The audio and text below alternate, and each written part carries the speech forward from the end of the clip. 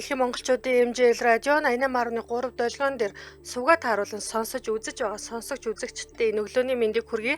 Улаанбаатарт 9 цаг 14 минут болж Ямааны махыг халуун дээр нураатай Hot Topics нэвтрүүлэг маань эхлэхэд бэлэн болсон байна. Өнөөдөр студид хөтлөгч Аш муутай Айрын миний бие болон Царай муутай Айрын нар хамтран ажиллаж харин найруулагчаар ундрах ажиллаж байна. За нэвтрүүлгийн хамтран ажиллагчаар дараа талбарт шинэ багцууд Вүүтэй боллоо Mobicom, эрүүл амт Эко хэрэглээ, Экосид компани хатаасан ногоонууд Чаур Хямлаан давсараа хамтран ажиллаж байна. За өглөөний мэнд сайхан амарсан уу? Өглөөний мэнд ярий сайхан амарлаа. Сайхан амарсан уу? Оо сайхан амарлаа. За энэ хагас бүтэн сан чи ерөнхийдөө бол үйл явдал адал явдал ихтэй байлаа шүү дээ тий. Ер нь дотооддоо бол бид нар ч маш их үйл явдалтай байлаа. За тэгэлгүй яах вэ? 3-ыг хүрчэн 3 саксны финалийн тухай ярьж байгаа хэрэг тий. За тэгэхээр сайхан одоо ням гараг байлаа. Хагас сайн бүтэн сайнгуул ер нь хүмүүс их огчлоо. За тэгээ манай охтууд үнэхээр чансаагаа чарууллаа, мундагч байлаа. За Монголд бол дотооддоо бол за камертоны тоглолт боллоо, бороо орлоо. За тэгээд 3-ыг харьцах нь 3-ын одоо ингээд бид нар ч одоо мөнгөн медальтай охтуудтай болсон бол олон улсад бас мэдээлэл бас нэг үйл явдал айхтар өрнөөгүй хагас бүтэн сайн байлаа тий. За уламжлалт ёсороо бит хоёр Hot Topics нэвтрүүлгийн баасан гарагийн дугаар дээр орж ирсэн YouTube-ийнхаа комментуудыг уншдаг байгаа. За тэгээ. За би нэг комент уншия. Ингэсэн байна. Дэлгэр хангай гоё юм бэ. Hot Topics-ийн Унгар дахь сонсогчдын уулзалт хийх юмсан гэсэн байна. За энэ нөгөө сонсогчдын дундаас өрсөлдөөн явж байгаа шиг байна. Израиль дахь сонсогчид маань хоорондоо уулзсан гэсэн Hot Topics-ийн. За яг тэр шиг Унгар дахь монголчууд одоо юугаар дутдаг юм сонсож байгаа хүмүүс байвал YouTube дээр комент үлдээгээрээ тэгээд уулзалт бас хийвэл бас их сонирхолтой байна те. Харин тийм ер нь энэ тэндээс манайч одоо Чехээс үлээ, Шведээс үлээ. За тэгээд Израиль, Польш гэдээ ер нь их комментууд ирдэг тий. За Айрын нартай баярлалаа. Шведээс байнга сонсдгоо. Дэлхийн шинэ мэдээллийг халуун дээр нь хүргэдэг талархаж байдаг да. Халцгай гэж цэцэгмаа дүүн хөржов S5G бичсэн байна. За тэгээд энэ 9041 гэдэг хэрэглэгч та нарын мэдээллийг яг ажилд хараад явж байхдаа машиндаа сонсож таардаг. Та нартай баярлалаа. Squid Game-ийн season-ыг улирал гэж хэлэхгүй байхаа цуврал гэж хэлвэл зүгээр гин. За тэгээ ард нь байгаа хөгжмөө болж болох уу гин. Ардаа бол бит хоёр хөгжмөө жаахан багсгаалсан яваад байна да ерөнхийдөө бол тий. Чимэг болгоцсон байна тий. Сексоро ингэсэн байна. Squid Game S3-ыг үзээд дуслаа. Боо үзээд ингийн хурдан тусчдаг юм тий. Төгсөлтийн хин сонирхол татаад л дуслаа. Америка стайл гэсэн байна. Шилжиж байна уу да гэсэн байна. За манай эхнэр ингэсэн. Squid Game эхлүүлэх гээд Facebook руу орох айгүй эрсдэлтэй байна. Бүүн спойлер тулах гэдэг. Facebook орохоос айгаад байна гэдэг. Facebook руу орохгүй гэсэн. Тэгэхгүй бол энэ Squid Game-ийн одоо нөгөө хэсгүүдээс нь спойлер хүмүүст одоо юм нь ярьж өгөө. Үзэх сэтлийг бууруулчих магадгүй. За тийм их ач холбогдол өгд юм байна шүү дээ. Одоо би ганцаараа л үзсэн юм шиг байна. Тэгээд ер нь Squid Game-ийг одоо ингээд нөгөө нэг одоо чи ер нь юунаас үзээд байдаг? TikTok-оос кинонуудаа үзээд байдаг шүү дээ. Бараг тэргүүрээ үзээд байна. Би Squid Game-ийг үзсэн. Надад яг дуусгацсан уу? Дуусгацсан. Фүү тийм үү. Дуусахгүй яхав дээ энэ ч одоо 6 анги ч одоо машин дээ шүү дээ. Тэгэнгүүт эхний улирал бол угаасаа тесрэлт болсон. Хоёр дахь одоо улирал дээр ингээд үйл явдал нь яг ингээд айхтар тийм гогцооч гараагүй ч юм уу ингээд төгссөн. Ерөнхийдөө хүмүүс бол жаахан юу байгаадсан, сэтгэл дундуур байгаадсан. Гурав дахь улирал дээр бол Game of Thrones-ийн сүүлийн төгсгөлийн улирал гарсан шиг тийм хүмүүс сэтгэл дундуур байгаа юм ажиглагдсангүй. Би угаасаа спойл хийхгүй л дээ. Тийм Game of Thrones-ийн сүүлийн анги гарахад хүмүүс ч баг ийм киноосээс үхээч гэдэг юм л яваадсан тийм. Нөө хүлээлтийн хэд өндөр тавьсан л та. Яг тэгэхээр эхний 2 3 дугаар сизнээс юу ч болоод байгаа зүгээр л ингээл юу нүднээс дэлгэцнээс нүдээ салгах боломжгүй л ерөөсөө өрнөл явагддаг те. Game of Thrones дээр. За өнөөдрийнхээ мэдээлэл рүү орох удаа байлаа. За тэгээ. За өнөөдрийн мэдээлэл ийм байна. Энтхэгийн нэг том мэдээ энтхэгээс эхэлсэн байна. За ер нь бол дэлхийд даяар хайлтж байгаа хайлтуудаа сүүлийн 24 цагийн хайлтуудаас энтгэхт нэг мэдээ 2 сая хайлттайгаар тэргүүлж орж ирлээ. За энэ бол Шифали Жервала гэдэг нэр нь. За Шифали Жервала гэдэг бол ийм одоо юу гэх юм яг жүжигчин бүсгүүл гэх юм бэлээ л дээ. Жүжигчин. За тэгээд яг 2000 онд гарч исэн нэг юм энтгэг даяар алдартай Канта Лага гэдэг тийм дуу юм байна. 2002 онд гарч исэн Канта Лага гэдэг алдартай дуу байдаг. За энэ дуун дээр л ерөөсөө ингээд тухайн үед юм бүжгэлж байгаа таазны хөдөлгөөнийг харуулсан тийм клипүүд баг байх үед маш зөрөгтэй гарч ирээд тэрэнд нь Канта Лага гэдэг клипэн тоглолцсон охин Шифали Жервала гэдэг энэ охин ер нь бол энэ Канта Лага гэдэг клипээр л од болсон энтхэгүүдийн хайртай жүжигчин байт юм. За энэ Шефали Жервале гэдэг бүсгүй бол яадаг вэ гэхээр өөрөө маш тийм эрүүл хэв маягийг сурталж ялж турж байгаа, идэж ууж байгаагаар рекламтай нэлээд том инфлюенсерээс энэ бүсгүй зүрхний шигдээсээр нас орсон байна. За Мумбай дахь өөрийн одоо Ашивара дахь гэртээ одоо ингээд зүрхний шигдээс олцсон ийм нас орсон байдалтай 42 настай өөд болсон. За тэгээд энэ яагаад хүмүүсийн бас анхаарлыг татж байгаа мэдээж хэрэг энтхэгүүдийн хамгийн том одын нэг. За дээрэс нь залуухан одоо 42 наснда дээрэс нь өөрөө ингээд эрүүл хэв маягийг сурталчлаад байдаг, эрүүл амьдралын хэв маягтай гэж харуулад байдаг хүн ингээд гинт нас орчхоор ингээд хүмүүс итгэж чадахгүй. Ер нь бол бүүн асуудал болчлаа юм байна л да. Тэгээ ямар нэгэн байдлаар амиа орсон эсвэл тийм өөр асуудал гадны нөлөө орсон шинж бол одоогор байхгүй байна гэж мэдгдсэн байлээ. За ингээд одоо энтхэг даяар за зөвхөн ганц энтхэгээр орж ирээгүй. Одоо Шефали Жервале гэдэг хальт Америкийн нэг зуусд ч гэсэн Их Британд ч гэсэн орж ирж байгаа. За ягаад гэвэл Америкийн нэг зуусд ч 4 сая энтхэг байгаа. Их Британд ч бас их олон энтхэгүүд байгаа болохоор энэ бас ер нь одоо нэлээд олон хүмүүсийн яриа хаалыг татаад байгаа юм тий. Одоо би болохоор нөө зургийг ерөөсөө харж амтсангүй манайхаас жоохон гацаадах шиг байна. Энэ хүмүүс ч бас гацж гэнэ гэж бичсэн интернеттэй л байна л да. За сув тундрах бичсэн байна. Гой дуучин жүжигчин байсан хөөхөн хүүхэн Канта Лага Хай Лага гэд гой дуу гинэ. Чи сонсчихсон уу? Канта Лага үгүй би сонсох гэж оролцсон тийм жоохон 2002 оны юм химнэлтэй л дуу байлаа л те. Тэгэл нөгөө энтэг стилтэй. Энтэг стилтэй гэхдээ нэлээ гайчи гэж ярьдаг штэ сонсохоор нэг тийм сонсол амар нэг тийм сонирхол татсан тийм дуу юм байна. Чихэн хоногшоол ингэж байдаг ба сонсогдож. За энэ Шефали Жервале бол одоо яг энтгийн одоо Болливуудын од бүсгүүчүүд амар царилэгдэж бүр аимшигын ингэ царилэг хүмүүс байдаг штэ те. Гэхдээ энэ онцлог нь бол их тийм нүдэнд дулаахан маш дулаахан зэрэгтэй тийм ох юм байлээ л дээ. Тэгээд энтхэгүүд их л хайрладаг тийм жүжигчин байсан юм байна. Зөв. За дараагийн мэдээлэл рүү орох байлаа. За тэгээ. За дараагийн мэдээлэл бол Британий яг тренд дээр нэгт орж ирсэн Ronnie Wood гэдэг нэрийг би одоо Ronnie Wood гэж би бол таньсангүй л дээ. Ямар ч хүн юм бол дараад орсон чи яалтчгүй одоо 5 өдрийн турш зохион байгуулагдсан алдарт Glastonbury гээд одоо хөгжмийн наадамтай холбоотойгоор домогт дуучин Rod Stewart-ийн тухай ингээ мэдээлэл бүхэлдээ ороод ирлээ л дээ. За Rod Stewart ч өөрөө энэ жил 80 настай хүн.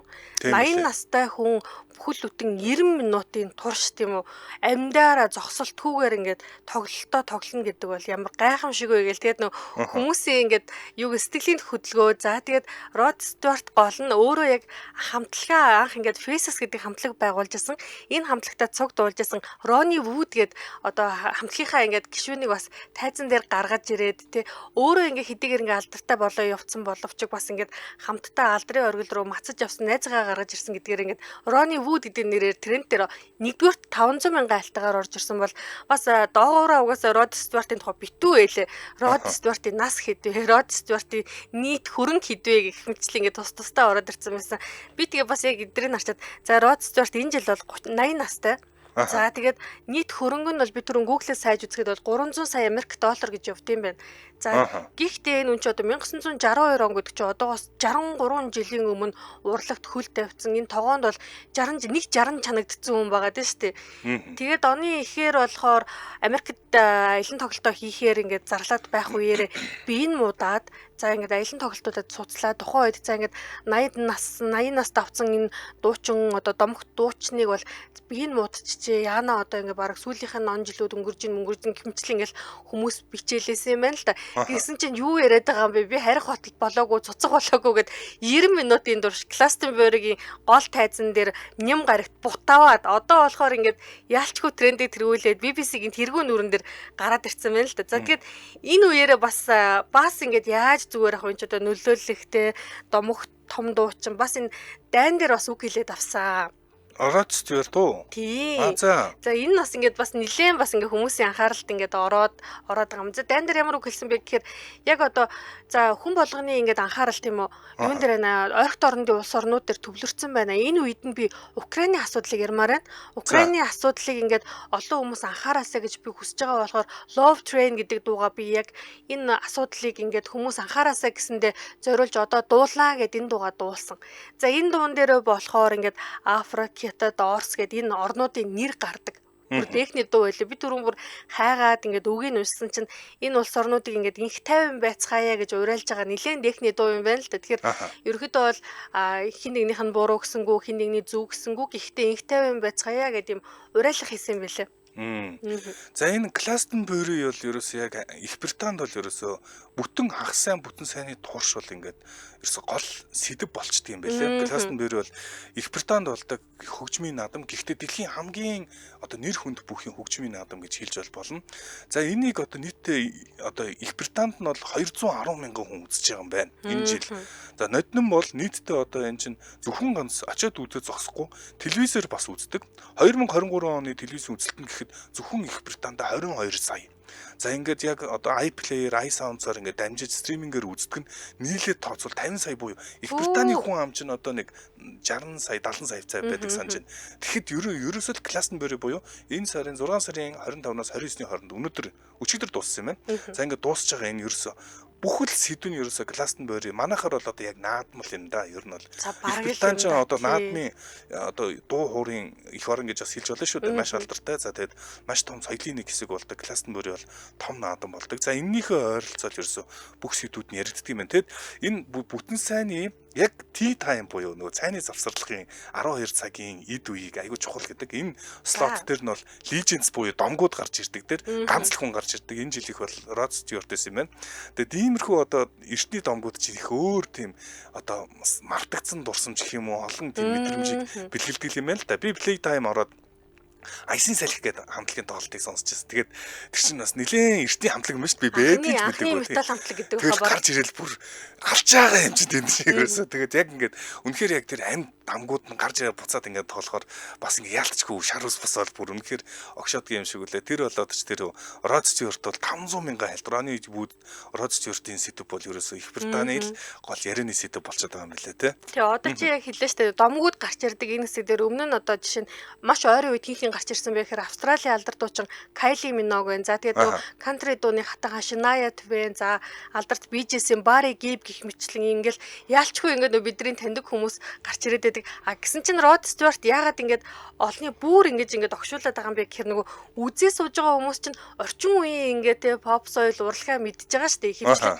Гисэн чинь ээж аав эмээ өвийнх нь үес ингээд чихэнд нь хоногшсон бүр нөгөө хүүхэд нас ностальгия гэдгийг ингээд сануулсан ийм дуунууд дуулагдаад гэсэн чинь ингээд тайзан дээр нэг 80 настай өвөө гарч ирээ зүгээр ураад гарч ин зүгээр ингээд огшсон юм шүү дээ барыг тий. Өөрөө тэгээд 80 нас гэлтгүй өөрөө цагаа сунгахыг хүссэн юм лээ шүү дээ. Ууг нь бол цагаан дууссан чинь бүр сунгаад үг гэж гуйж хагаад өргөжлөлт болсон гэсэн.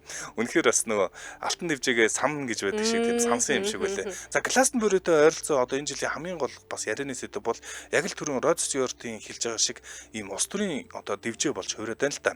Bob Dylan гэдэг бас дуучин өөрөөр хэлбэл Израилийн зэвсэгт хүчин өөхөх хэрэгтэй гэсэн DEF IDF гэдэг үг бүр нээлттэй хэлсэн. За энэ бол израильчуудыг эсэргүүцэж байгаа. Бас зөвхөн ганц Bob Dylan ч биш, Knick гэдэг одоо Ирландын алдартай хамтлаг байдаг. Рэп хамтлаг юм байлаа. Гурван бүр айхтар хамтлаг ба шүү дээ. Knick ч бүр илүү улс төрчсөн хамтлаг байна. Бүр улс төрчсөн. За тэднээс Free Palestine буюу Палестиныг чөлөөлөх гэдэг ийм улс төрийн дэвжээ болгож энэ уран бүтээлчд нь ашиглаа. За энэ нь бол одоо Их Британий эрх баригчдын бас жоохон эвгүүцлээд те жоохон тухгуутуулаад байгаа энэ одоогийн Glastonbury-гийн сэдв болж байгаа юм байна. За хамтран ажиллагчдаас танилцуулах юм. Манай нэвтрүүлэгтээ эрүүл амт эко хэрэглээ Ecoseed компани хатаас нь ногоонууд Жиа өөр Хималайн давс хамтран ажиллаж байна. За ингээд хоёр барай сууж байна тий.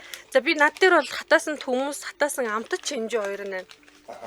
Би энийг авсч үзсэн. Үнэхээр бас сонирхолтой юм байлээ. Ингээд юу ногоо болгон чинь ингээд ийм өөрийн гэсэн онцгой амт байт юм байна шүү дээ тий. Тэгээ тэр амтыг ингээд хатаачаар бүр илүү юм тод мэтгддэг тий. Чи Мигагийн арын алгаар аваад амсаад үтцсэн юм уу тий? Миний ширэн дээрх хамт задлаад хийсэн шүү дээ. Болохгүйсэн. Мигаа даалуулсан. Юу гэсэн юм бэ? Ширээ мэрэн дээр задлж болох л байлгүй тий. Үгүй Мига зүгээр чамайг нэвтрүүлэг рүү барьж идэж болохгүй гэдэг тоглосон юм байна. Би сандлаа шүү дээ. За хатаасан гэдэг нь халааж. Хатаасан гэдэг нь халааж хурц гэрлэр шарж хатаасан гэсэн үг биш ээ. Харин ус гүйжүүлэх технологиор боловсруулад бүтээгдэхүүний амт үнэр тухайн ногоонд агуулгадах амин дэм шинэ хичээлийг бүрэн хадгалсан хатах системийг хэлж байгаа. Тэгэхээр чигийг нь бүрэн ууршуулад хуурай болгосон болохоор хөргөгчөнд хадгалах шаардлагагүй, хурдан муудахгүй. Нэг осондоо амралт зугаалгын үе эхлээд байгаа энэ үед бол те яг машиныхаа аралтын хүмснийхээ уутанд хийцэн явж хахад өгсөн газараас өстө хоолой игээд итгэхэд ногоо бэлдэх шаардлагагүй болчихж байгаа байхгүй тий. Харин тий хатаачхаар бас их шууд идэж бас болт юм шиг байлээ. За шууд идэж үтсэх үү яг энэ өөдөө сараас сууж ил л за хөдөө орон нутгийн айл өрх завгүй гэрээ эзэгтэй нар болон ганцаараа амьдардаг хүмүүсийн хувьд ногоо арилгах, хэрчих, угаах гэд хоол их бэлтгэл цагийг хөнгөвчилж цагийг хэмнэнэ. Тэгэхээр цэвэр байгалийн гаралтай бүтээгдэхүүн болохоор няраа өөхтийн бор хоолнд ороход бантан цутан шүл ихэж ашигласан болно. За тэгээ нэмэд би түрүү хэлсэн аялалд авч явахад бол хамгийн тохиромжтой тий. За тэгэхээр дэлгэрэнгүй мэдээллийг 90 10 55 гэдэг дугаараас авна хамтран ажиллах сонирхолтой байгууллагууд байвал утасны дугаарыг тэмдэглээд аваарай 90 10 10 55. За мөн 96 38 38 23 гэдэг утасны дугаар байна. За энэ одоо хатаасан жимсийг экосид хатаасан жимсийг хүнсний цах дэлгүүрүүдээр худалдаалагдаж байгаа шүү. За ингээд яг ийм ууттай савлгаатай байгаа тий. За нэвтрүүлгийн хамтран ажиллагчаар эрүүл амт эко хэрэглээ Экосид компани хатаасан ногоонууд чаавар хямлаан давсараа хамтран ажиллаа. Баярлалаа. Баярлалаа. За сууд өндөр хатаасан ногооны өрөнд орлоо. Жохон тайлбар та ширээн дээр юм тавьчих юм байна. Тийм болохгүй мэдчих юм байлгүй гээд.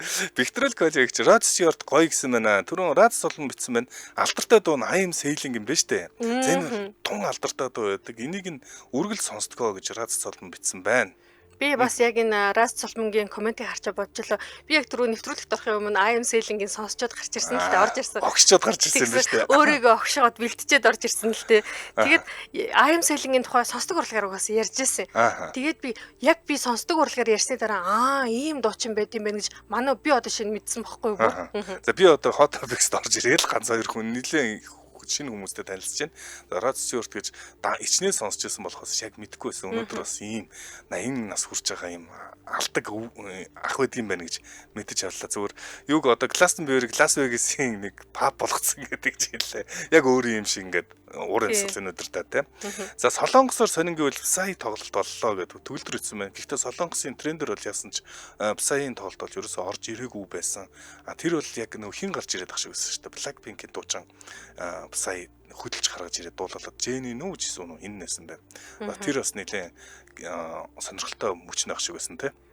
Цэдэн цэцэг магч утсан байна. 70 80-аад оны хүүхнүүдийн амьд шүтэн бас л өрмөц хоолойтой гэж нэрээ залуу төрх нь гоё залуу байсан бэлээ. За дараагийн сэдв. За энэ бол Америк нэгдсэн улсад бас сая хагасаа бүтэн сайн нэлээд одоо бас гол анхаарлын төвдөөсөн сэдв байлаа. Jake Paul fight гэдэг хайлт 500 мянган хайлтаагаар тэргүүлсэн байна.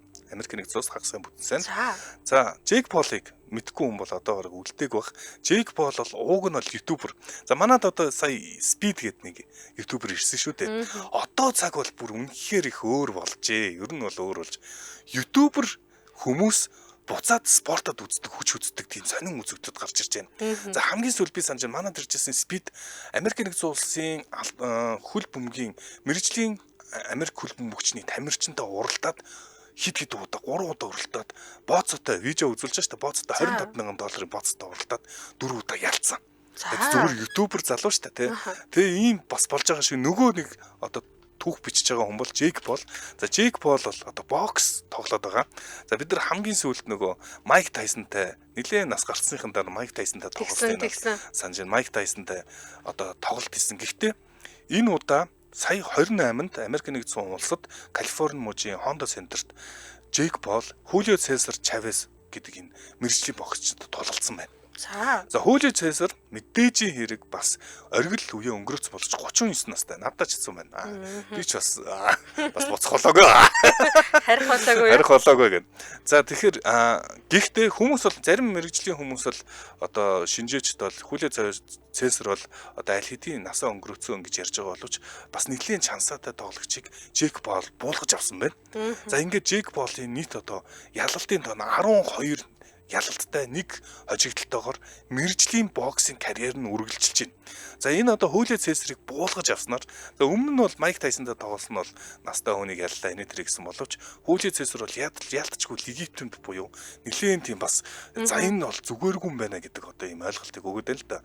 Зөвхөн ютубер байсан залуу ийхүү одоо мэржлийн боксинг карьер эхлүүлээд ингээ одоо ялалт байгуулад бас ингээд бараг мэржлийн гэж хүлээн зөвшөөрөх төвшөнд ингээд хурж ирж байна гинэ.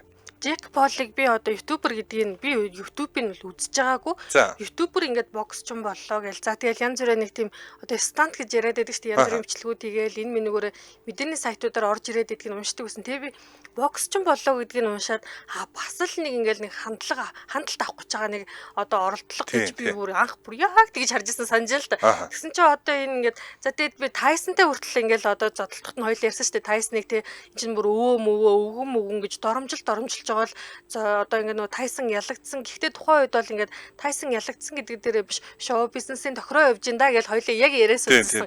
Гэсэн чинь одоо ингээд энэ хүн маань өөрөө бас нэлээд сайн одоо юу гэдгийг зодтолтоод гэж ярих юм бол ер нь мэржлийн боксинг гэж хүлээн зөвшөөрөгдөхөр болчиход байна шүү дээ. Ингээд Хуулио Цесар Чавес гэд том боксчныг буулгаж авснаар инхүү дараагийн одоо учраа хэн байх вэ гэдэг яриа болж байна. За тэгсэн чинь нөгөө л алдарт одоо энэ анхаарлын төвд л орох одоо сонирхолтой байдгаас Джек Пол юу гэжсэн бэхээр алдарт Антони Жошуатай тоглож иргэдэл тоглох. Магтун өндөр гэжсэн.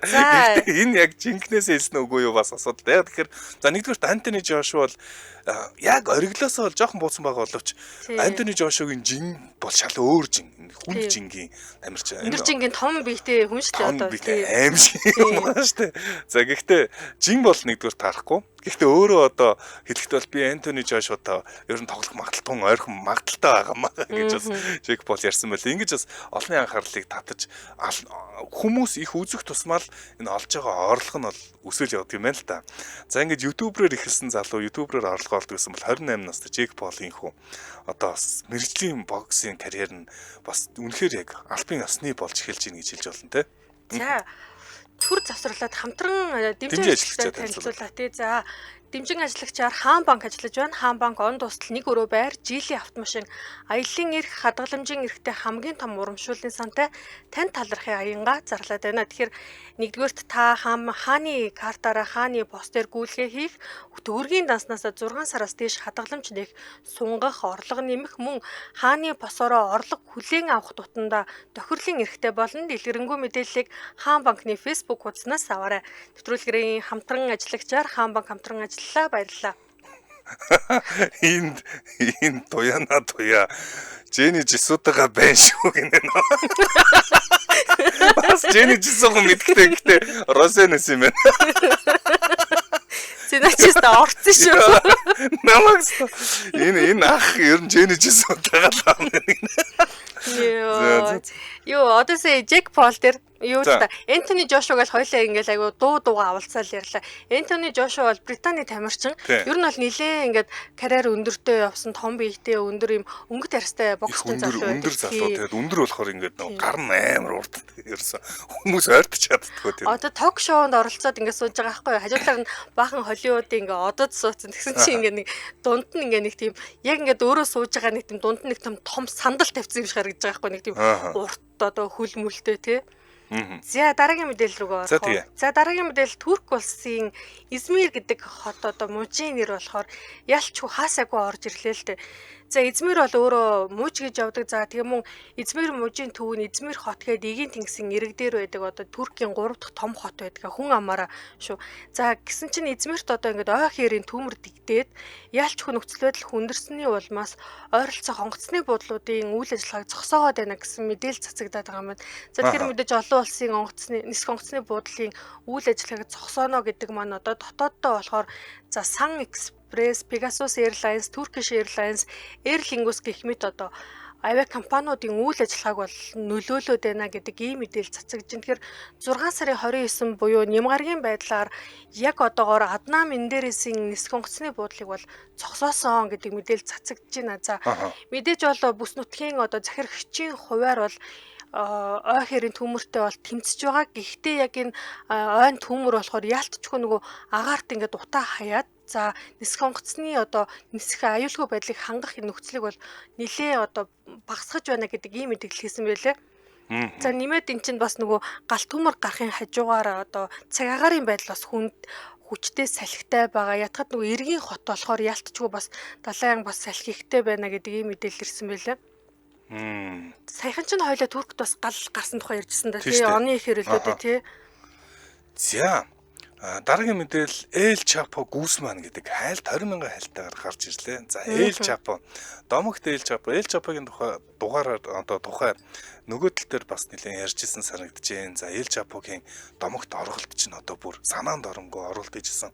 За энэ хүн Sinaloa картел гэдэг одоо гард амхны 8-ж тийм бүлэглэлийг байгуулж ирсэн. Одоо Sinaloa мужаас одоо карьер гэх юм уу одоо ажиллаа эхлүүлж ирсэн энэ хүн одоо домог болж Мексикчууд дундаа үлдсэн. За энэ бол 2015 14 онд одоо шоронгоос орсон орголт нь бүр ингээд санаанд оронгүй. Тэр чинь 2 дугтаагийн орголтноос нь санаж зүгээр ингээд хэдэн 300 400 м урт ингээд түнэл шоронгийн доогуур нь ухаад доороос нь яг Чапогийн камерыг наривчлалтаар дээшээ ухаж гаргаж ирээд ингэж гаргаж ирж өөрөө яг алхаж явах бүгдийж явах зорилттой ш.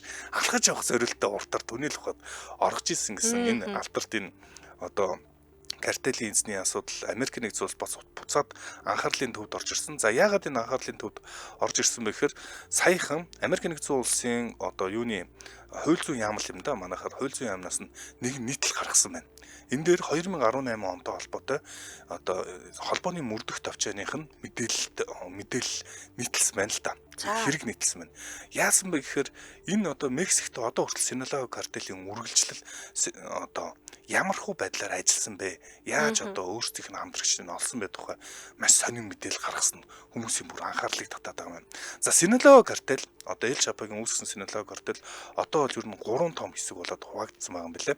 Лос Чапитос буюу Эл Чапо ч 15 хүүхэдтэй 4 их нэртэй амар баян хүн болохоор за энэ одоо хүүхдүүд нь үргэлжлээд үйл ажиллагааг нь явуулж байгаа. За Эл Мая Замбада, Эл Нини гэдэг ингээ 3 хуваагдсан ч гэсэн үйл ажиллагаа нь Sinaloa үргэлжлээл байгаа юм.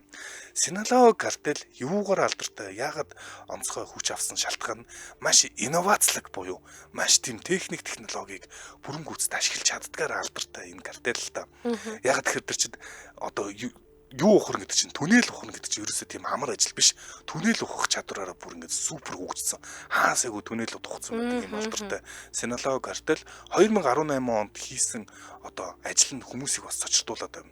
Яасан бэ гэхээр хакеруудыг ашиглаж хагаад Мексикийн одоо тагнуулын алав Мексикийн дотоод энэ бүх хяналтын камеруудын мэдээлэл ерөөсөө хүмүүсийн утасны дугаар ярьсан ярианы бичлэг утасны дээрх мэдээлэлүүд бүгднийг хакердад авцсан. За энэ одоо тусламжтайгаар одоо энэ холбооны мөрдөх товчоонд мэдээлэл өгдөг хүмүүсийн тухай мэдээллийг олж аваад Мексикт нь тэр хүмүүсийн айд сүрдүүлээ зармыг алсан ийм байдлаар ажилдаг тухай ярьж ин л та. Өөрөөр хэлбэл Sinaloa картел бол зүгээр л нэг юм гэмт хүрхийн бүлэглэл гэсэн чинь үгүй баг юм корпорац шиг супер корпорац шиг технологиг өндөр түвшинд ашигладаг юм одоо бүлэглэл болж тагнуулын төвшөнд ингээд тагнуулын зөрүүлээд барьж авдаг ийм төвшний байгууллагууд болж таарад хүмүүс одоо ёо ямар амар юм бэ гэхэд одоо Эл Чапо буцаад Sinaloa болон Эл Чапо эргээд анхаарлын төвд ороод байгаа юм байна. Эл Чапо бол яг одоо болохоор Америкт хоригдож байгаа тий. Тий хоригдож байгаа. За гэхдээ эн чинь бүр анх нөгөө нэг яг энэ хүчийг авч гарч ирсэн түүхэн бүр бас ингээд одоо маш баян түүхтэй үнэлтэй одоо анх чинь бүр зүгээр тий жирийн нэг гүйцэтгэгч байсан ингээд жолоочтой ийм байж байгаа тэр чин Sinaloa гэдэг бүлэглэл нэлээд томроод тэгснэ дараа нь тэр Guadalajara, Tijuana гэдэг бүлэглэлүүдийг дарж авч ингэж томорч гарч ирж исэн ийм айхтар том хүн юм бэлээ. Тэгсэн хэрнээ эн чин одоо Joaquin El Chapo Guzman гэдэг чин тагжгар Гүзмэн л гэсэн үг шүү дээ. El Chapo гэдэг бол тагжгар л гэсэн үг шүү дээ. Гэсэн хойчтой. Гэхдээ уг нь бол өндөр метр 68 юм бэлээ. За тэгээд энэ тагжаах гэдгээр алдарсан энэ ер нь бол өрсөлдөгчдөө ерөөсөө хайр найргүй алдаг ерөөсөө маш зэрлэг байж чаддаг учраас хар тамхины энэ бизнестэй ерөөсөө ноёлцсон тийм ноёрхол бүтээжсэн тийм үе юм билээ. За дараагийн мэдээлэл рүү оръё. Дараагийн мэдээлэл рүүгээ орохоос өмнө хоёулаа хамтран ажиллаж байгаа танилцуулаа тий. За тэгэхээр нэвтрүүлгийн хамтран ажиллагчаар Mobicom-ийн дараа талбарт шинэ багцууд вүүтэй боллоо. Mobicom хамтран ажиллаж байна. За илүү хурдан, илүү зугаатай яриа, дата, видео стриминг гэд хэрэглээхтэй нэг дор багтаасан дараалал бүрт шинэ багцуудыг Mobicom санал болгож байна. За хамгийн хурдан 5G сүлжээнд ашиглах илүү их дататай, вүү контенттой, премиум багцыг багтаасан дараа талбарт багцуудаас амьдралын та хэм маягтай нийцүүлэн сонгоорой. За илүү хурдтай дата ашиглаж дуртай нэвтрүүлэг киногоо вүүгээс нэмэлт төлбөргүй инх үзэх юм байна. Та шинэ багц руу шилжихийг хүсвэл Mobicom аппликейшнаар дамжиж бас шилжиж болно. Эсвэл 2222 гэдэг лавлах утасны дугаараа тийшээ залгаад багцаа бас шинжилж болно. За өөртөө ойрхон үйлчлэгийн салбарт бас хандаж бас болно.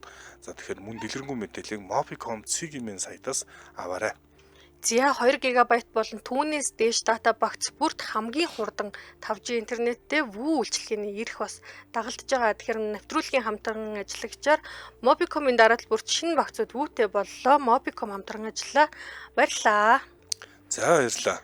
За дараагийн мэдээлэл миний мэдээлэл байна те. За ингэсэн.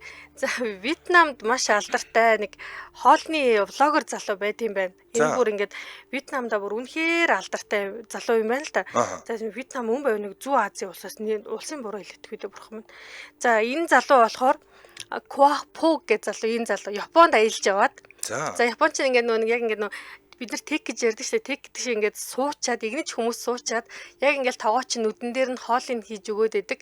За ингээд хоол ингээд одоо өөдөөс нь тоогооч хоол хийж өгөнгүүт хажуудлахаа нөгөө камермен лөө хараад энэ хоол юм байна. Энэ өстө үнэхээр гоё хоол байна гихмчлэн яриад лээсэн юм байна л та.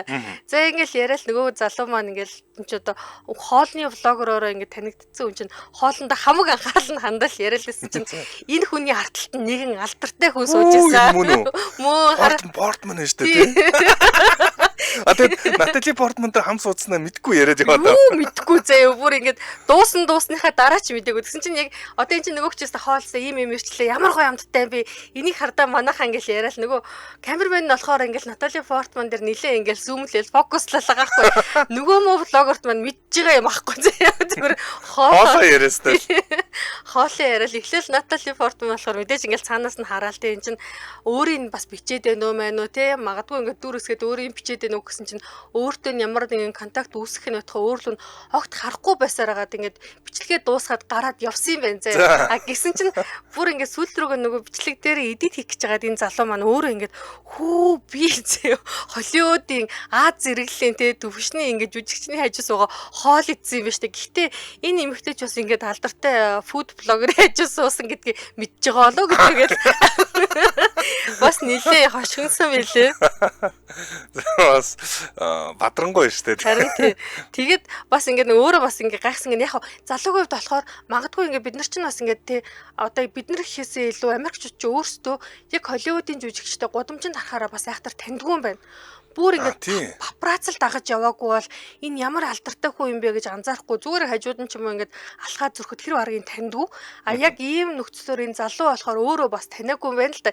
Яагаад вэ гэхээр тэг ингээд Японд ингээд тэг хоолны газар ингээд Вьетнамда номер 1 тэг аялын ютубер би ингээд сууж хахад хажууд байгаа эмэгтэйдэр хүмүүс ирээд зураг авахулаад харна би гайхаад исэн юм а гэсэн бэлээ л тэг. Тэгэхээр нэг өөрөө бас магадгүй таниагүй юм бэлээ.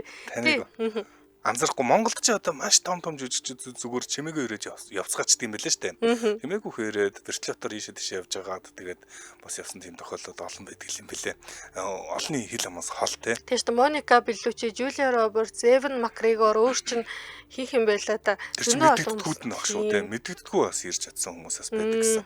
За ер нь бас дэлхийд даяар Америк нэгдсэн улсаас нэлийн хід болоод байгаа сэдв бол юуны асуудал байна те. Алдарт хормын асуудал байна. За 27 онд эхэлсэн Jeff Bezos болон Лорен Санчес хөрөм те. За тэрнтэй холбоотой нэлийн олон зүгээр ингээд тусдаа ингээд холбоотой хөрөм дээр ямар хувцс өмсч ирсэн гэх мэтчлэн хайлтуудын нэг нь бол Сидней Свини байлаа. Сидней Свини гэдэг хайлт 100,000 хайлттай бас орж ирсэн. Яг адилхан одоо ингээд хүмүүс бас таньдгүй юм шиг үлээсгүй бол италичууд таньдгүй юм уу? Сидней Свини ингээд гудамжаар явж байгаа зургууд нь ямар хувцастай ирсэн зургууд нь интернетээр тараад байгаа. За тэгээд Сидней Свини 100,000 хайлтгаар яагаад орж ирж байгаа вэ гэхээр энэ хинтээ Орландо Блумтэй хамт явж ирсэн. Орландо За. Блум. Хүү Орландо Блум ч нөө одоо Кэти Перригийн нөхөр нь үстэй. Тэгсэн чинь нилээн тийм Сидни Свинейтэй л одоо Венецээр зугаалаад байгаа юм байна. Чи чинь бүр өнгөрсөн 7 хоногт үгүй Кэти Перри Орландо Блум хоёр салаагүй. Би нотолж ийн гэж суужсэн шүү дээ. Би тэгсэн юм уу? Би ихтэй ганц хэлдэг хөхтэй шүү дээ. Бүгд сална гэлээ. Тийм ээ, За тийм. ямар ч байсан Сидни Свиней гэдэг хальт нэгдүгээрт өмссөн хувцас нь үнэхээр гайхалтай байгаа юм байна. Тэгээд үзэсгэлэнтэй бүсгүй шүү дээ. Одоо цагийн бас хамгийн одоо секс бомб гэж нэрлэдэг байдаг супер одоо ийм одоо тачаангу эмэгтэйгээр бол ялцгүй Сидни Свиней яригддаг болчлоо л доо. За тэгээд нөгөө талаар Том Брэди бас бэж магадгүй. Том Брэдитэй учиртай гэж магадгүй. Орландо Блумтэй л учиртай юм шиг байна гэл ер нь папарацч Сидни Свиней дээр анхаарал хандуулаад яваад байгаа юм байна. Том Брэди чинь нөгөө юу мөн үү? Америк хөлбөмбөг мөгчин. Хөл бөмбөгчин тий. Зүг. За одоо зургийг манай найруулагч өгч байна. Ийм бүсгүй тэгээд бүгд санаж байгаа ах тий. Одоо нөгөө миний хэлээд байдгаар их том сэтгэлтэй бүсгүй шүү дээ. Маш том сэтгэлтэй, турхаа мөртлөө том сэтгэлтэй гэдэг байгаа тий. За тэгээд ер нь бол Джеф Безосын хормын талаар хүмүүс ингэж хэлж байна. Джеф Безос бол маш алдартай ийм горгор гэж одоо нэрлэдэг шүү дээ тий. Маш горгор. Тэр зүгээр ингээд зүгээр угсарцсан ингээд ширээгээ солихгүй хэдэн жил болцсон гэж ярьдаг химнэх гээд за ийм горгор хүн гинт маш их мөнгө зарцуулаад ингээд хорим хийж байгаа нь энэ ребрендинг хувь хүнийхээ бизнесийн ребрендинг хийж байна гэж яриад байгаа. Хоримдоо ч асуудал байгаа юм биш. Хорим ямар ч хамаагүй хайр дурлалын асуудал бол биш. Энэ зүгээр л яг хаадын төвшний хорим хийгээд байгаа байхгүй хаадын. Өөрөөр хэлбэл өөрийгөө энэ дэлхийн одоо шал өөр төвчний хаадын шинэ одоо өдөртөгч болж гарч ирж байгаа. Энийг харуулах зарлан тунхаглал гэж одоо хүмүүсээс тайлбарлаад лээ. За энэ хүрээд hot topics нэвтрүүлэг маань өндөрлөх болсон байна тий. За цаг 49 болсон байна. За энэ хүрээд hot topics нэвтрүүлэг маань өндөрлөх болсон байна. Нэвтрүүлгийн хамтран ажиллагчаар дараалалбарт шинэ багцууд үүтэй боллоо. Mobicom, эрүүл амт эко хэрэглээ, Ecoseed компани хатаасан ногоонууд хамтран ажиллалаа. Баярлалаа. За баярлалаа.